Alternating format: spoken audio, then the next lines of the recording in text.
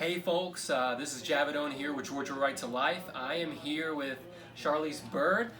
She's a candidate running for State House. Charlice, tell us just about yourself, what district you're running in, and what kind of inspired you to just really run for office. Indeed. I am Charlice Byrd, District 20 in Cherokee County. I served from 2005 to 2012. I sat out for 8 years, and in 2019 there were 4 other candidates that were running, and I did not know who they were. I did not know what they stood for, and I said there is no one that's going to represent my principles and values as well as myself and to take care of my own county. So that's why I jumped into the race again. And tell us about, I guess, maybe your upbringing, or what kind of influenced you in your life to have these such strong convictions for the pro-life movement. My mother and dad were what we called in that day the mixed marriage, a Chinese with a Caucasian, and it was a difficult marriage to say the least, only because it was back in 1949. Then they had 2 of us, blood children, or were blood sisters, and then my mother could not have any more children, and she really wanted more children, so she adopted 2 children, which was just amazing. Someone asked me the other day, what was it like when they brought 2 children home? They came in at separate times, and I said, truthfully, I don't remember. That we just embraced them and we loved them and we got into fights like everybody else does. But my mother was very politically active. She was a Bible believer every single day. I mean, she took us to church, Sunday school, you name it. And so that's where my strength from religion comes from. But then as I grew up, seeing that in the political realm where she was, I didn't like it at the time because she was always gone. And she was an active poll worker, poll watcher. She picked her candidates, that sort of thing. And I said, I never wanted to do that. And sure enough, I became my mother. So that's how I became involved in politics, and then just the pro-life issue.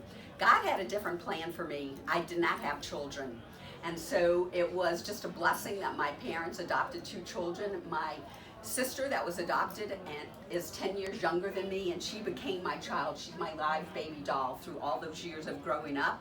My mother passed about 32 years ago, so I have been the mother of my 2 sisters. So they have been my children. Only one of us has had children, and so now I have become a mother to my sister's children, my adopted sister, and we have just grown together, love each other.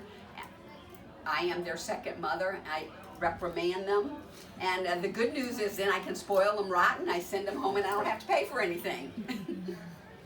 Now that's phenomenal.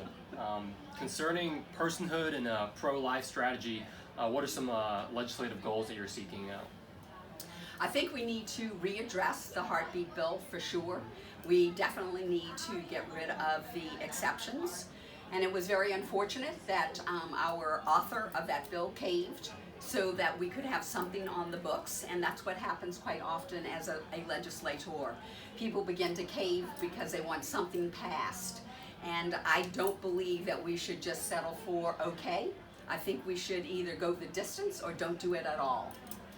I also believe that we should make sure that the law is being followed by the ultrasound bill, and also a woman's right to know. I also believe that we really need to address adoption.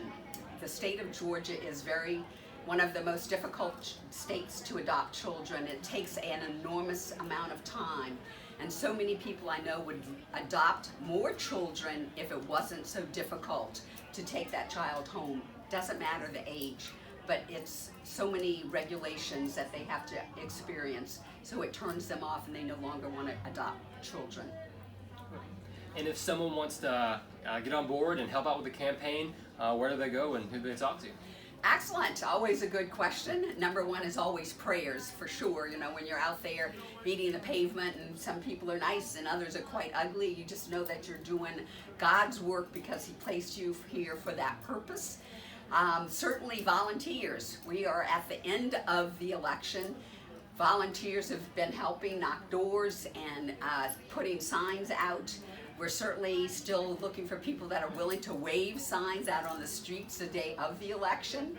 And lastly, we always need contributions because a campaign costs a lot of money. We can certainly loan ourselves, put a loan into our campaigns, but for the most part, we do ask people, and plus it's a buy-in. If you give me a donation contribution, you are buying into who I am, what I stand for, and what I represent. So you can reach me at charlicebyrd.com all the time.